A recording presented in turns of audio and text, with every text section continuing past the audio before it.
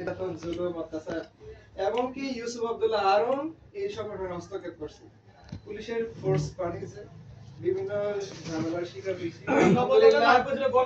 আলহামদুলিল্লাহ এই ফেসিস্ট সরকারের থেকে আমাদেরকে মুক্তি দিয়েছে আল্লাহ। আল্লাহ রহম করছে বলে সারা বাংলাদেশ মুক্তি পাইছে। আপনারা জেনে খুশি হবেন এই সংগঠনের একজন সম্মানিত সদস্য আমাদের হাসান কাকা, যেটা আমরা প্রকাশ করতে পারি না। হাসান কাকা আমাদেরকে বলছিল যে ঝামেলা এখন এগুলা বইলো না, আমি আছি তোমাদের সাথে সব সময় যতদিন এই সংগঠন আছে। তো এখন কথা হচ্ছে কি,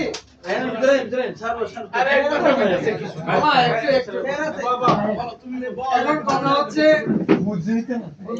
বেগম খালেদা জিয়া শুধু একজন রাজনৈতিক দলের ব্যক্তি না, এখন আমরা মনে করি উনি রাজনীতির ঊর্ধ্বে সারা বাংলাদেশের একজন সম্মানিত এবং বিভিআইপি অতি গুরুত্বপূর্ণ একজন ব্যক্তি, শুধু বিএনপির জন্য না সারা বাংলাদেশের জন্য, যেটা এখন সবাই মনে করছে।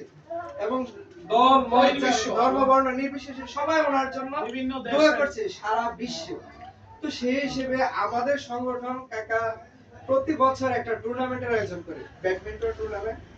তো অবস্থা এবং পরিবেশ পরিপ্রেক্ষিতে আমরা চিন্তা করলাম যেহেতু ম্যাডাম মানে একটা দলের ঊর্ধ্বে যে সারা বাংলাদেশের একজন ব্যক্তি, সারা বাংলাদেশের মা জননী হিসেবে সবাই, তো আমরা সেই হিসেবে ওই টুর্নামেন্টটা পরিচালনা না করে এবার চিন্তা করছি আমরা একটা শুকরানা মাহফিল করব এবং দোয়ার মাহফিল, এবং ডেট নির্ধারণ করছি বক্তাদের ডেট অনুযায়ী আগামী 14 ডিসেম্বর রোজ রবিবার। ওইখানে কলরব শিল্পী গোষ্ঠী থাকবে, ওনারা 10 জন, এবং বক্তা থাকবে কারি আসাদুজ্জামান সাইদুল ইসলাম আসাদ কারি, ওনারা থাকবেন। আপনারা সবাই ইনশাআল্লাহ দাওয়াত আমাদের পক্ষ থেকে সবাই থাকবেন।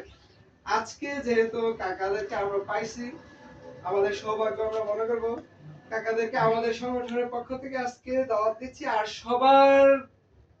সবাইকে দাওয়াত এবং সবার মানে নিকটে ধারস্থ হয়ে আমরা কার্ড পৌঁছে যাবে সবার কাছে। আজকে আমরা আনুষ্ঠানিকভাবে এই কাকাকে দিচ্ছি। আর আরেকটা সুখবর হচ্ছে আমাদের এই মাহফিল এবং অনুষ্ঠানে সাংস্কৃতিক অনুষ্ঠান, ইসলামী সাংস্কৃতিক অনুষ্ঠান, এই অনুষ্ঠানের প্রধান অতিথি আমাদের মুরাদনগরের একমাত্র অভিভাবক আলহাজ কাজী শাহ মোফাজ্জল হোসেন কাইকোবাদ দাদা, এবং সভাপতি হিসেবে আমরা চয়েস করেছি আমাদের এই জাহাপুর ইউনিয়নের অভিভাবক 6 বারের নির্বাচিত চেয়ারম্যান আলহাজ সৈয়দ তৌফিক আহমেদ মির্জা। সবাই আমাদের সাথে দোয়া করবেন এবং সবাই উপস্থিত থেকে আমাদের এই প্রোগ্রামটাকে আয়োজন হবে আমাদের যে বাখরাবাদ গরুর বাজার মাঠে। ঠিক আছে, ওই মাঠটা।